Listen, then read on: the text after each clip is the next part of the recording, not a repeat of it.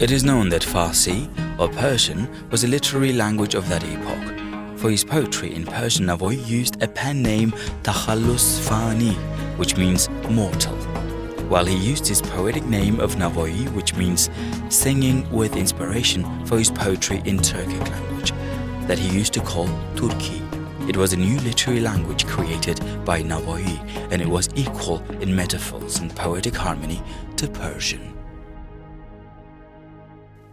The richness of the Turkic language is absolutely unquestionable. A nation will learn its faith when the language ripens. The language unites the nation. In this union is the power. He just enjoys the opportunity to write in his mother tongue. Peri looked radiantly young. Among two moons she was the sun. Wherever her glances were cast, people's hearts were burnt to ashes right away.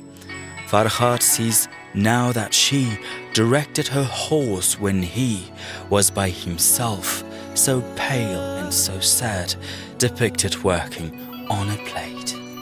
He who brought the history to life with strokes of paint unveiled the picture. Two royal generations used to reign over the inhabited lands.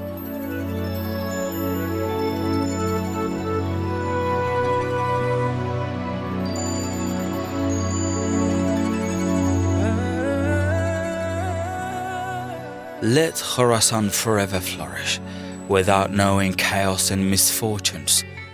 When the Lord of the world had built his own town and surrounded it with walls.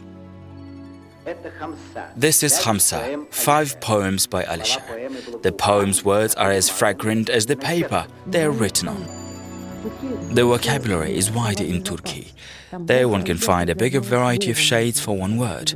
There is more space for poetic art games. And it's not one word or two.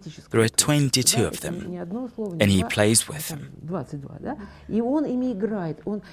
There's a feeling that he's bathing, that he simply scatters pearls. By the way, he often uses the image of pearls in his poetry. So he scatters them, then collects and strings them, then scatters them again. It's a constant pearl game of his, and there's a feeling that he was a happy man. He was happy because he had an opportunity to do that.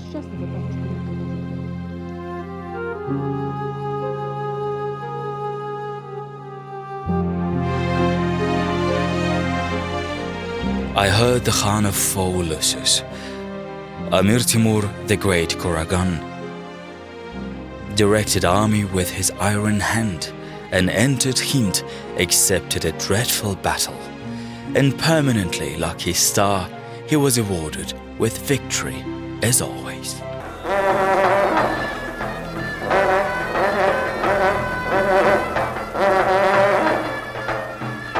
Alisher Navoi often recited his poems during the court's mushairas, poetic contests. Prosperous is the nation and flourishing is the dominion where the law is fair and the oppression is indefensible. And now attention, today we won't talk about the art of this genius poet, which is a separate intellectual page in the Book of World Culture. Olga Vasilieva will tell us about the way book relics of the time were made.